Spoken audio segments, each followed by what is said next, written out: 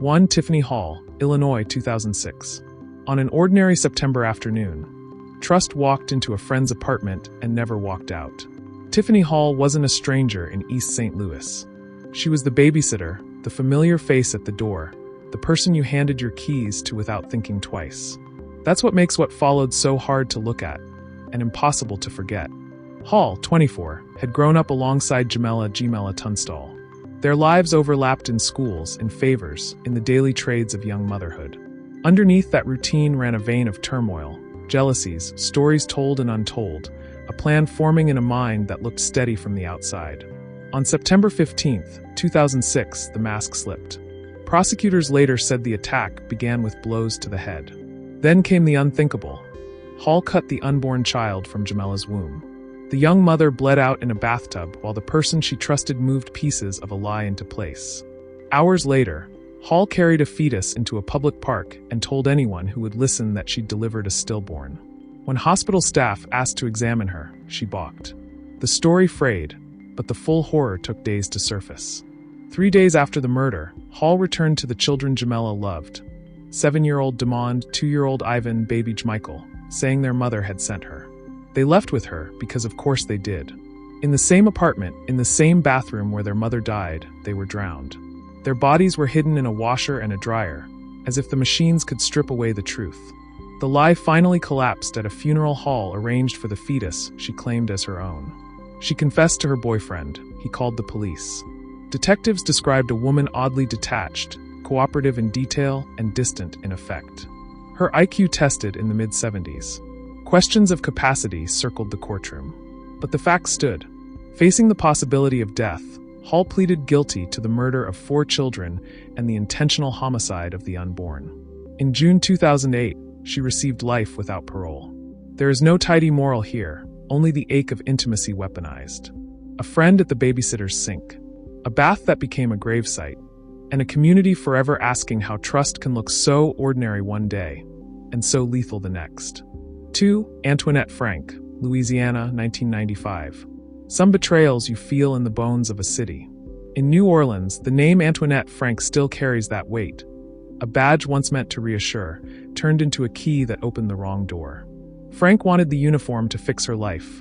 A fractured childhood, a restless mind, a need for control. She failed psychological screens, lied on paperwork, even vanished after a suicide note. The department, short on recruits, hired her anyway. On duty, she looked the part. Off duty, she fused herself to Rogers Lacaze, a teenage drug dealer whose bravado matched her hunger. Colleagues whispered that he rode in her cruiser. Some said he tagged along on calls. On March 4, 1995, the pair visited Kim On, a Vietnamese restaurant where Frank moonlighted with Officer Ronald Williams. Twice they stopped by. The third time, after closing, Frank returned with a stolen key. Inside, the staff tucked the night's cash in a microwave, sensing danger without a name for it. Then the shooting began. Ronald Williams, the colleague whose life depended on her as much as his own, was gunned down. In the chaos, siblings trying to hide in walk-ins and back rooms ran out of places to be invisible. 2 never made it home. The audacity would have been unbelievable if it hadn't been so real. Minutes later, Frank rolled back up in a marked car and tried to blend into the response. She asked questions. She played concerned. But one survivor knew exactly who had come through that door. "That's her," the witness told police. "That's who did it." Interrogations shook loose a confession that tried to reframe the story. Lacaze as the engine, Frank as the passenger. Evidence and testimony drew a different map. In October 1995, a jury needed minutes to convict her of 3 murders, robbery, and conspiracy. Death row followed. Years of appeals came and went. The sentence stood. Lacaze joined her in the same failing orbit of excuses and paperwork. The restaurant reopened elsewhere. Families moved, carrying absence like a second skin. And the city kept the memory not as spectacle, but as a warning about systems that look the other way when the cracks show. A badge is supposed to be a promise. That night it became a disguise, and 3 people paid for it with their lives. 3 Renee Denise Bowman, Maryland, 2006 to 2008. The house in Lusby looked like any other rental on a quiet cul-de-sac. Curtains drawn, kids' things here and there, a freezer humming in the basement. One September night in 2008, a child climbed out a second-story window to survive. Everything else we know came after that jump. Renee Bowman had adopted 3 girls through Washington, D.C.'s foster system. On paper, she was a rescuer. The subsidies arrived like clockwork. Inside, control took the shape of locks turned backward and punishments that left no room for breath. The surviving child would later call Bowman her ex-mother, drawing a line language could handle when memory could not. Police followed the ladder of that escape down to the basement and into a freezer that had moved with Bowman from one address to the next. Wrapped in plastic, sealed against discovery, were 2 small bodies, Jasmine and Minette. Investigators reconstructed a timeline that slid across counties. In Rockville, prosecutors said, the girls were smothered with a pillow. Their remains were packed away and transported like luggage each time Bowman relocated, while the state kept paying for children it believed were alive. The third sister lived. Barely. Locked in a room, made to use a bucket, beaten with objects at hand. She told it in court with a kind of quiet that only kids who have run out of words can manage. A cellmate's testimony filled in some of the spaces. Bowman had confessed, she said. When detectives asked the questions that matter, who wrapped them? Who bagged them? Who froze them? The answers came back the same. I did. In 2010, Bowman received 2 life sentences without parole, plus 75 years, on top of an earlier 25-year term for child abuse of the survivor. The case forced an audit of oversight, who checks on children after the cameras fade, how subsidies move with no proof of life, where neighbors and agencies miss what's right in front of them. True crime loves a puzzle.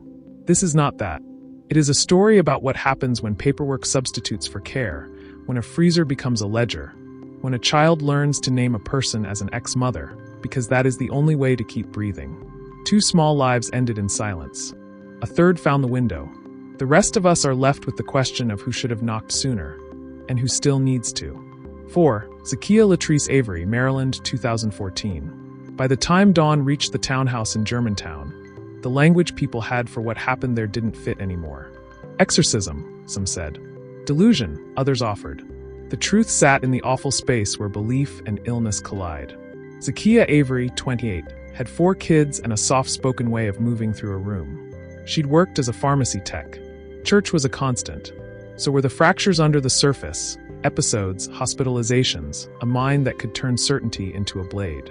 She met Monifa Sanford through faith, and together they named themselves demon assassins, convinced that evil could nest in the bodies of the people they loved. Neighbors noticed the first warning as a puzzle piece. A child left in a car for nearly an hour on a winter night. Police knocked, no one answered, and the moment slipped back into the dark. Hours later, the conviction hardened.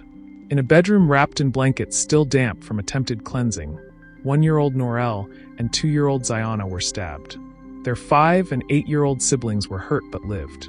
When officers returned, this time because someone saw a bloody knife in a car, the scene answered questions no one wanted to ask. Avery ran out the back door and was caught. Sanford stayed and spoke about spirits and salvation. There were no candles, no ritual tools arranged for effect. Just 2 women certain they were saving souls, and 4 small bodies that said otherwise. Charges came fast: first-degree murder, attempted murder. Judges ordered psychiatric evaluations. The surviving children were placed in care, the townhouse emptied of toys that would never be touched again. The case settled into that uneasy corner of the justice system where competency, culpability, and grief argue with each other in paperwork and fluorescent light. What do you call it when love is convinced it's fighting evil and instead becomes it? When a belief soaks through a mind that's already threadbare and nobody's safety net holds. In the headlines, it was demon assassins. In the rooms where social workers and detectives cry after hours, it was 2 lost toddlers and the unbearable fact that someone knocked too late. 5. Marilyn K. Edge, California, 2013. A Hampton Inn keycard. A Disneyland brochure folded on a nightstand. And a clock counting down to a custody deadline that would never be met. Marilyn K. Edge looked like a mother making memories. She was really making a plan. Edge, 42, had the resume of stability, Southern upbringing, business degree, a job in finance. Divorce split the picture. Years of disputes followed, their son's autism diagnosis turning court orders into battlegrounds. In early September 2013, a Georgia judge awarded full custody to the father and gave Edge a date to hand the children over. She chose another date. She took 13-year-old Jalen and 10-year-old Faith west on what she said was a vacation. Theme parks, the beach, the postcard version of a childhood. Prosecutors later called it staging. On September 14th, Edge drove her car into an electrical box in Costa Mesa, then tried to end her life with a cord. Officers cut her down. In the hospital, she told them where to go. Hotel staff opened the third-floor room in Santa Ana to a silence that does not leave a person. The method, investigators said, was poison. Officials withheld the substance. The charges spoke its name. Special circumstances murder by poison, multiple victims. In court, when asked if she wanted to delay her arraignment, Edge answered 3 times. Only if you promise me the death penalty. Psychiatric evaluations began. Prosecutors weighed whether to seek death. The father, a veteran and contractor, wrote the line no one ever wants to write. I walk away from the evil deeds of one and carry the grief of 3. The case became a study in how long a person can look composed while coming apart, and how a system of filings and continuances can't always keep up with the speed of despair. There are crimes that detonate. This one dissolved in a closed room with the blinds drawn and the park wristbands still on the table.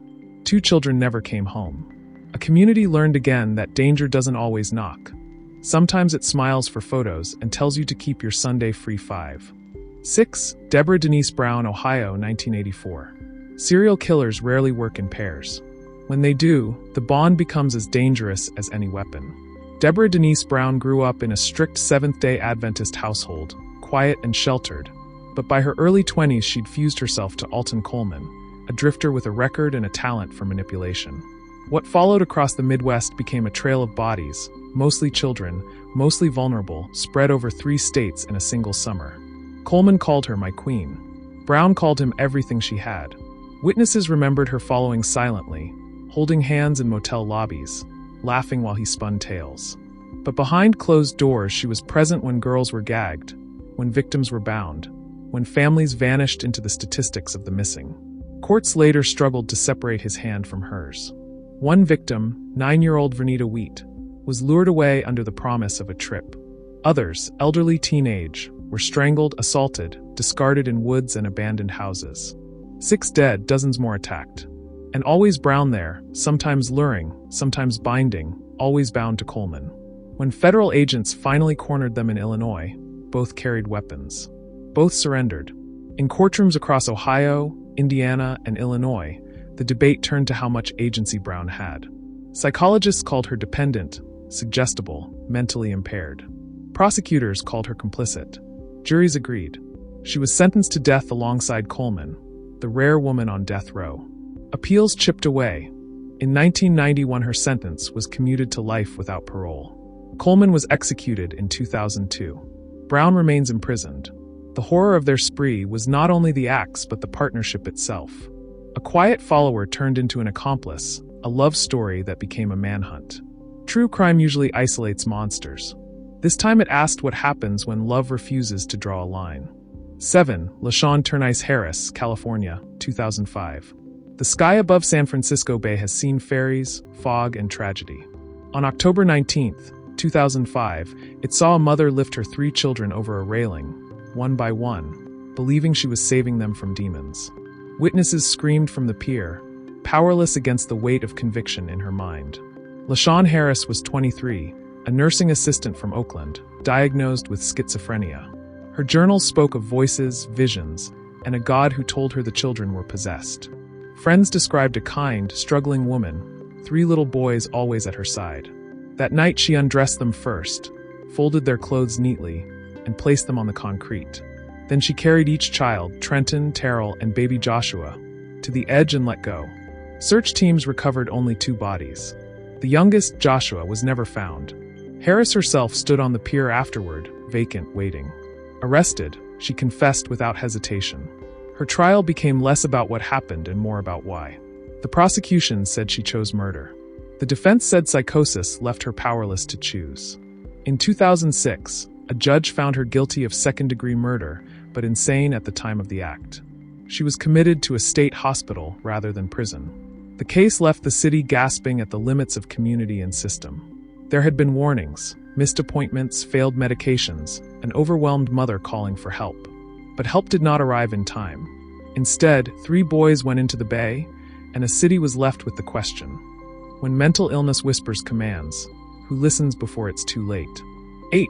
Malika Tiemu Griffin, Colorado, 1999. In a Denver neighborhood in June 1999, a parking dispute escalated into a killing that would send one woman underground for years. Malika Tiemu Griffin, 28, a chemistry graduate and aspiring writer, appeared quiet to her neighbors. She was also harboring anger that burned with racial hatred. Her neighbor, Jason Horsley, parked his truck where Griffin believed it didn't belong.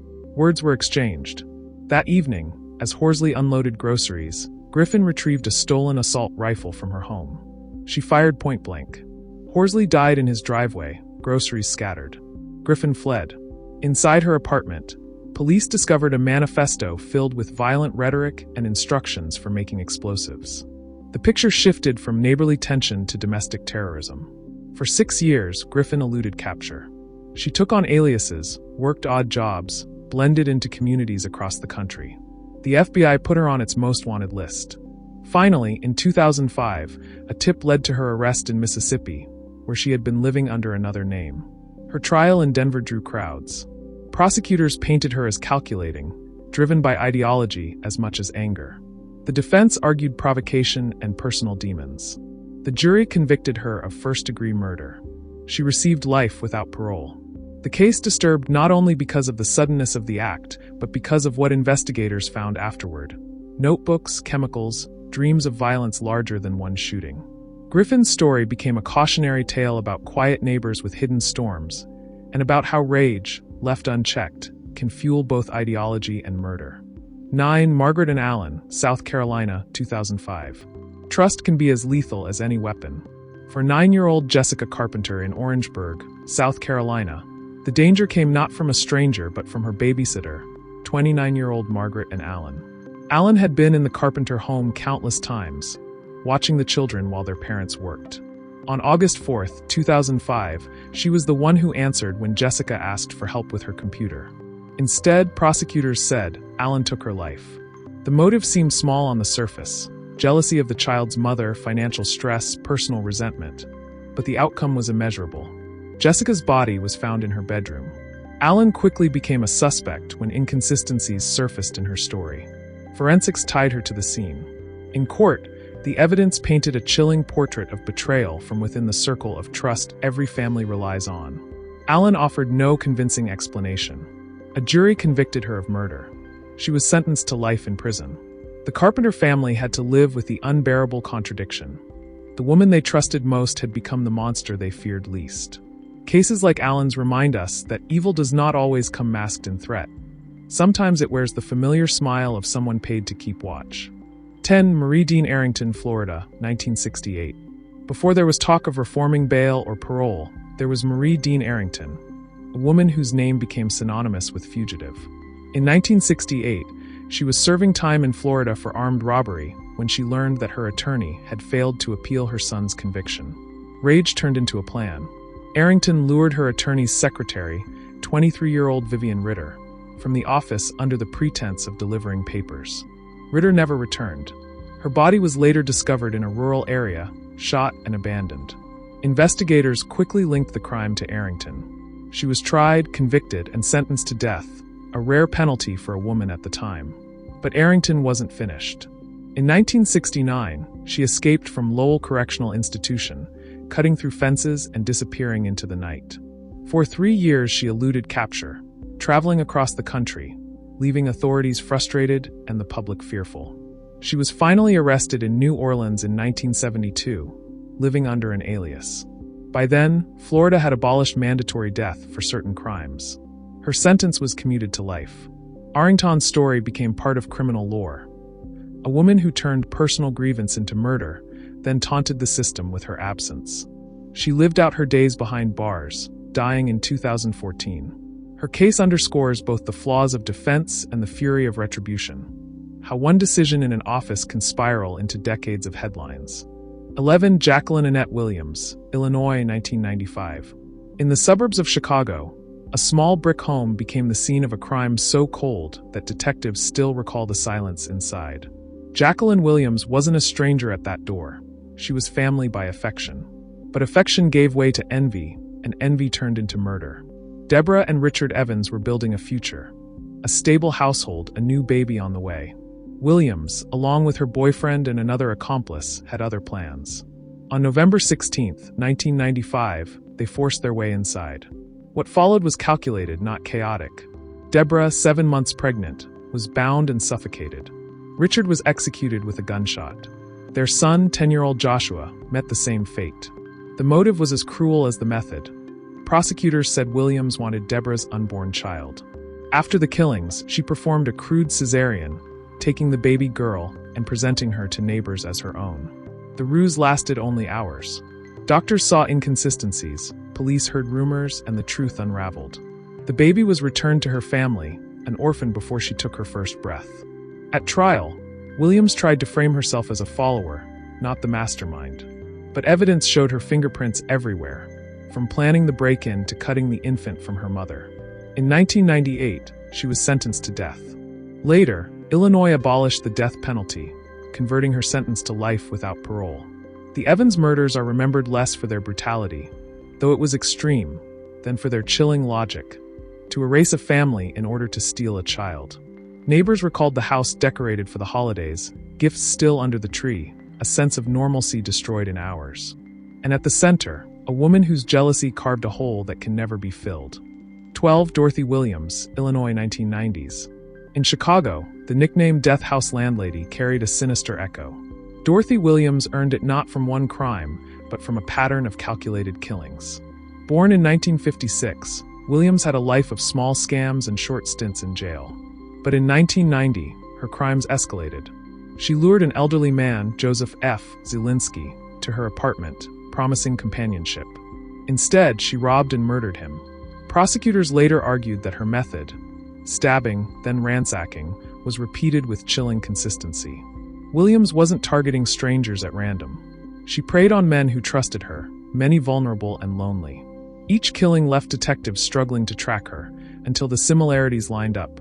Same lures, same sudden violence, same cold aftermath. By the time she was arrested, evidence tied her to multiple murders. In court, she showed little remorse. Jurors heard about her past, her scams, her disregard for life. She was convicted of the 1990 murder of Zielinski and later linked to others. The sentence was death. She became one of the few women on Illinois' death row. The death penalty was later overturned statewide, commuting her punishment to life without parole. Still, Dorothy Williams' name remains in the short, grim list of female serial killers in America.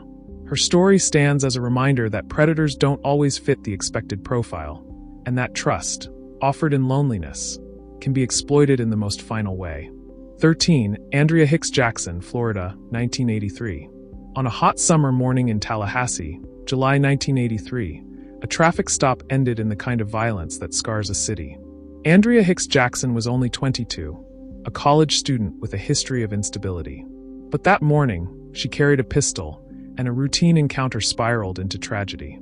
Officer Philip Black and a colleague pulled Jackson over. She seemed nervous, evasive. Then, without warning, she pulled the weapon and fired. Black was struck fatally before he could react. Jackson fled on foot, leaving chaos behind on a suburban street. Witnesses hid behind curtains as sirens filled the neighborhood.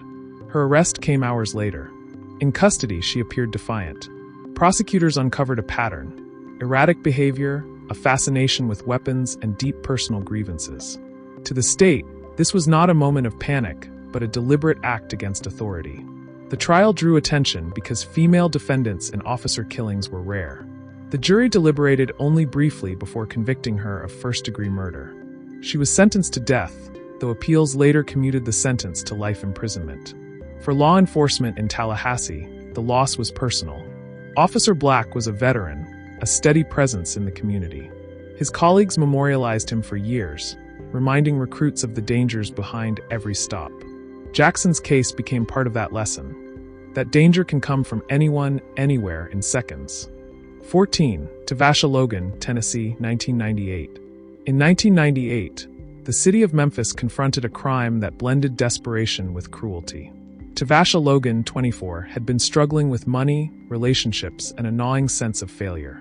When her cousin left her infant in her care, Logan made a choice that shocked even seasoned detectives. Instead of protecting the child, she saw the baby as a bargaining chip. Prosecutors later argued she staged an abduction to manipulate her partner, hoping sympathy or leverage would repair the crumbling relationship. The child was left in conditions that guaranteed harm. By the time police traced Logan, it was too late. Her arrest drew outrage from family and neighbors who couldn't reconcile the young woman they knew with the actions she admitted. In interviews, she wavered between denial and partial confession. The evidence, however, was strong. Her fingerprints, her movements, the lies she told. The jury convicted her of felony murder and kidnapping. She received a life sentence, with no chance of parole for decades. The baby's family sat in court clutching photos, reminders of a future erased before it began. Logan's story is less about elaborate planning and more about the collision of selfish impulse and irrevocable consequence. One decision, made in a moment of grasping for control, left a family empty and a community furious. 15. Tanya Thomas, Florida, 2012. July 17, 2012. A quiet subdivision in Port St. John, Florida, woke to the sound of gunfire, and then to silence. Inside a modest home, Tanya Thomas, 33, had turned her despair into a massacre. Thomas lived with her 4 children, Joel, 12, Jaslyn, 13, Jackson, 15, and Pebbles, 17. Neighbors knew them as polite, active, ordinary. What they didn't see were the pressures mounting inside the house. Thomas had a history of depression, restraining orders against an ex, and recent conflicts over custody. The night before the killings, police had been called when she slapped her eldest. Hours later, she acted on a plan no one anticipated. In the early morning darkness, Thomas shot each child as they slept. Then, as if gathering herself, she lined their bodies on the floor, placed them together, and stepped outside. Witnesses said she fired a warning shot into the air before turning the gun on herself. The shockwaves hit immediately.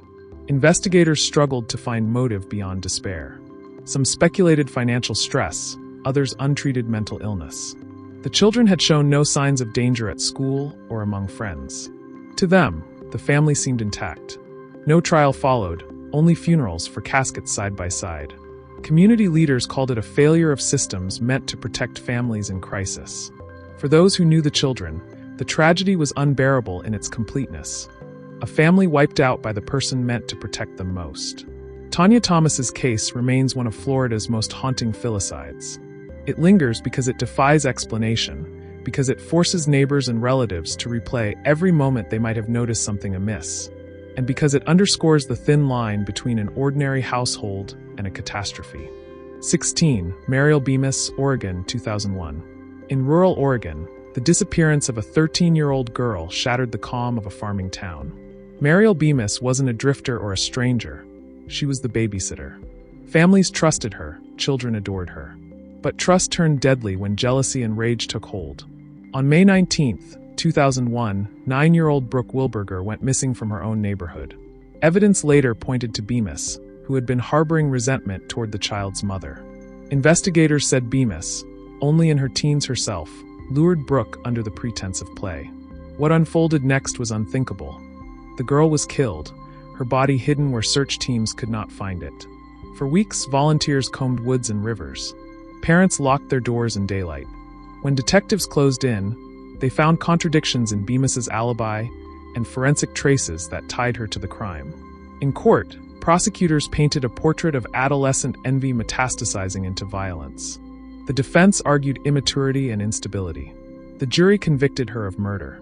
The sentence was life in prison. For Brooke's family, closure never came. Only the certainty that the one person they thought would protect their daughter was the very one who destroyed her future. 17. Latasha Cunningham, Georgia, 2004. Atlanta police still recall the 911 call in March 2004. A frantic mother reporting her baby missing from a stroller. The story unraveled within hours. Latasha Cunningham, 22, had invented the abduction to cover a darker truth. Investigators discovered inconsistencies, no witnesses, no sign of struggle. A search of her apartment revealed the infant's body, concealed in a closet. Cunningham admitted she had suffocated the child during a fit of exhaustion and anger, then panicked.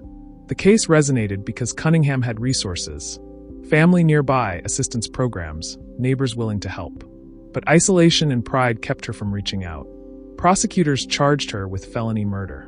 In court, She wept as jurors listened to recorded confessions. She was sentenced to life. This tragedy drew attention to the pressures on young mothers, particularly those without stable partners. Advocates called for more support systems. Others demanded harsher penalties. What remained was the image of a baby stroller left empty, a symbol of a lie spun to hide a crime that could never stay hidden. 18 Latasha Pulliam, Ohio, 1985. Akron, Ohio, 1985. 5-year-old Tanya McKinley vanished while playing outside. Days later, her body was discovered in an abandoned building. The killer was not a faceless predator, but 16-year-old Latasha Pulliam. Pulliam had lured the child with promises of candy, then strangled her. Motive? Prosecutors struggled to find one beyond cruelty and impulse. Pulliam herself gave shifting explanations: anger, boredom, jealousy. What was clear was the deliberate nature. She planned, lured, and killed. The case horrified the community. Teenagers commit crimes, but rarely of this magnitude. At trial, Pulliam's age complicated the sentencing. She was tried as an adult and convicted of aggravated murder. The judge imposed a life sentence with parole eligibility far in the future. The family of Tanya McKinley never recovered from the senselessness. She trusted her, one relative said. That trust was betrayed in the most permanent way. Pulliam's case remains one of the youngest examples of a female perpetrator committing such a brutal, unprovoked murder. 19. Willa Glendora Blank, Florida, 1980. Miami, 1980. Willa Glendora Blank, a 40-year-old secretary, lived what seemed an ordinary life. But her relationship with her employer turned toxic, and resentment metastasized into violence. Blank had been accused of embezzling funds. Facing exposure and humiliation, she took a drastic step. She armed herself and confronted her boss in his office. The confrontation turned deadly when she shot him point blank. The shock wasn't just in the act, it was in the setting. A professional workplace turned into a crime scene. Police arrested her at the scene. She offered little explanation beyond vague claims of mistreatment. At trial, prosecutors argued the motive was greed and fear of losing her livelihood. The defense pushed for leniency, citing mental strain. The jury found her guilty of first-degree murder. She was sentenced to life. What stunned the public was the transformation of a trusted employee into a killer. Colleagues described her as meticulous, soft-spoken. The trial revealed debts, grudges, and a simmering anger no one had seen. Her name faded from headlines, but her case lingered in Florida's legal history as a stark example of workplace violence decades before it became a national topic. 20. Nadia Braxton, New Jersey, 2005. In Newark's nightlife scene, Nadia Braxton was known for her energy, her connections, and her sharp edge. But in 2005, that edge cut deep when she orchestrated the murder of a romantic rival. Braxton, a former dancer, had entered into a turbulent relationship. When jealousy and betrayal collided, she sought control the only way she knew, through violence. Prosecutors said she lured her rival into a trap, then arranged for the woman to be beaten and strangled. Witnesses later testified that Braxton was not a passive bystander. She gave orders, ensured silence, and attempted to clean the scene. The investigation moved quickly. Cell phone records, eyewitnesses, and forensic evidence tied her to the crime. Her arrest sent ripples through her social circles. Many had dismissed her volatility as drama, not danger. In court, the portrait was darker. A woman willing to eliminate competition at any cost. The jury convicted her of first-degree murder. She received life imprisonment. The family of the victim described the sentence as a hollow victory. Nothing could replace their daughter. Braxton's case became a parable in Newark, about nightlife, jealousy, and the thin line between rivalry and revenge. It showed how quickly social tensions can escalate into irrevocable violence.